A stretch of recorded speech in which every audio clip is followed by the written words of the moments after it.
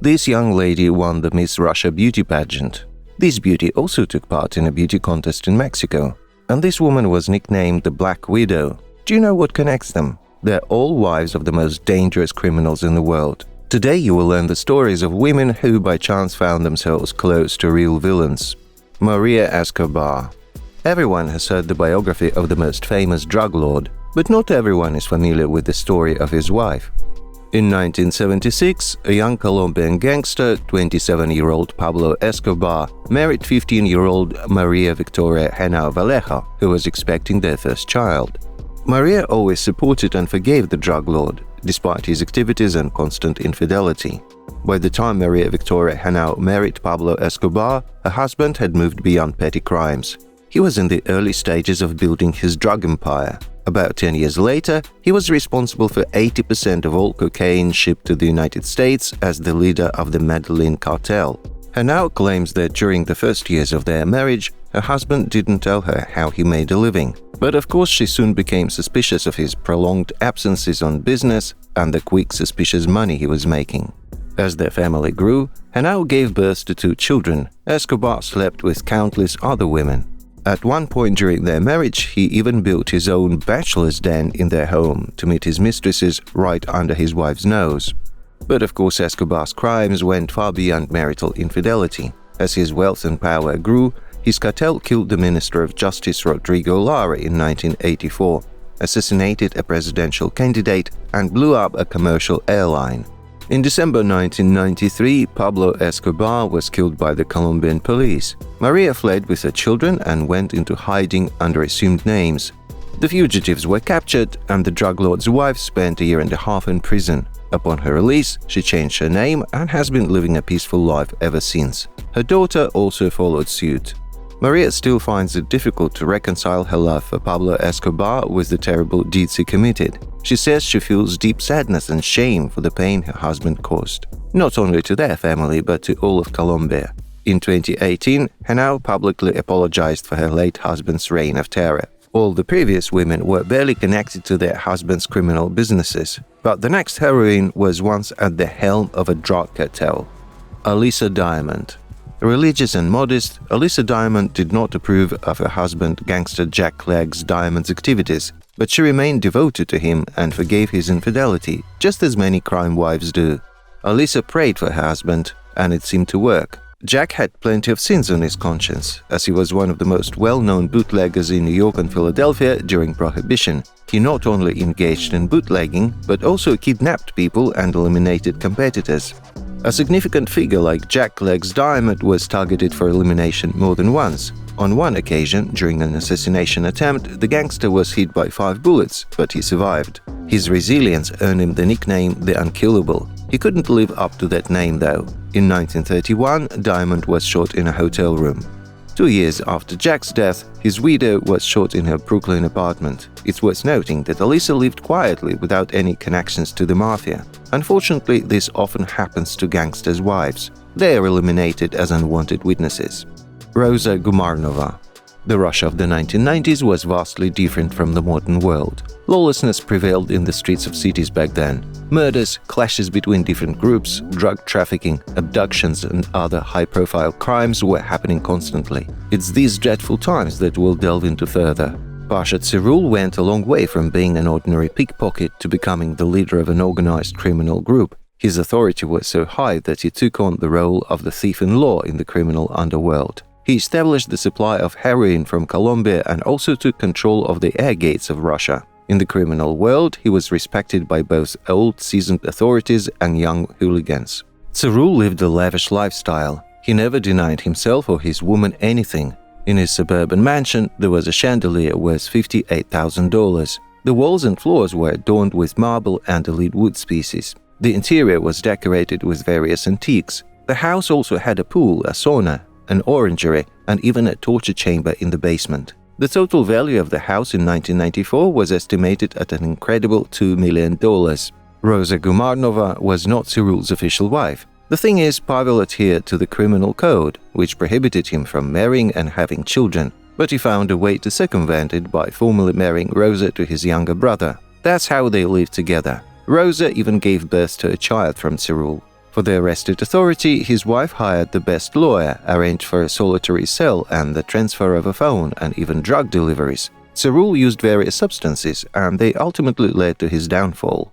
There are many rumors about Rosa. Some say she's hiding in the USA, while others claim she's in prison. But in reality, the fate of the wife of the criminal authority isn't any better than her husband's. She also died from an overdose. It's not that surprising, considering her chosen partner. The woman simply couldn't avoid getting involved with drugs.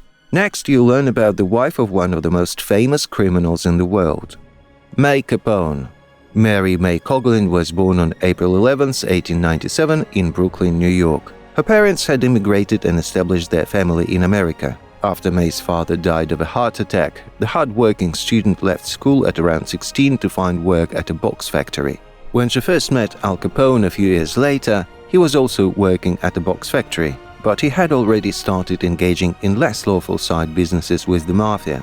The world-famous gangster married 19-year-old May Josephine Coughlin when he was 18. Even before the wedding, the girl gave birth to Capone's son. However, the child was born with syphilis transmitted to him from his father. Alphonse suffered from this ailment until his death due to a chance encounter with a prostitute. The child had to undergo brain surgery, which left him partially deaf. But despite this, May Josephine loved her husband and remained faithful to him until the end. After Capone's arrest for tax evasion on October 17, 1931, May visited him in prison, where his health began to visibly deteriorate. News of his mysterious health issues made headlines, and the astonished May was surrounded by press hounds. The mafioso's condition never improved. Soon after his release, Capone began having delirious conversations with long-deceased friends. May tried her best to help her beloved and managed to secure better medical treatment for him. He was one of the first to receive penicillin treatment in the early 1940s, but by that time, it was too late. His organs, including his brain, had started to deteriorate irreversibly. On January 25, 1947, Al Capone died of cardiac arrest due to complications. The gangster's widow outlived her husband and died only in 1986. After her passing, Alphonse, the son of the famous gangster, changed his last name to Brown and led a mostly law-abiding life. He served 2 years for a minor theft, became the father of 4 daughters, and passed away in 2004. Danubia Rangel. The wife of the infamous drug lord Antonio Bonfim Lopez represented her husband's interests on the outside after his arrest in 2011 until she herself ended up behind bars. While her spouse was serving time, she continued to run the drug trade. Danubia Rangel was arrested in 2017. By that time, in the power struggle within her husband's criminal group, she had already incited one of the most terrifying criminal wars in the largest favela in Rio de Janeiro, Rocinha. Now Danubia faces 28 years in prison, charged with drug trafficking and human trafficking. What's even more astonishing is that usually the wives of criminals don't get involved in their husbands' affairs. However, this woman stood out more than most. She didn't just assist her husband in some criminal activities, she led a bona fide organized criminal group. They called Danubia Rangel the Black Widow because 2 of her previous husbands had perished in shootouts. Her capture involved a team of 50 officers. To stop the war in Rio de Janeiro, authorities had to deploy the army to the city. It's worth noting that many criminals had excellent taste. In fact, the next woman, a criminal authority, even won the Miss Russia beauty contest. Alexandra Petrova. On the evening of September 16, 2000, a resident of one of the Chuvash Stalinkas heard a strange noise in the stairwell. She opened the door, but a gun was immediately pressed to her forehead, pushing her back into the apartment. When the noise subsided in the stairwell, the married couple, upon opening the door, saw 2 men and a beautiful girl lying in pools of blood. 20-year-old Alexandra Petrova was still breathing, but doctors couldn't save her. Sasha died on the way to the hospital. Her birthday was just 2 days away. At the age of 16, Sasha Petrova set out to conquer the Miss Russia contest, which had left the capital for the first time to take place in Nizhny Novgorod. Her childhood dream came true as she became the new beauty queen in 1996.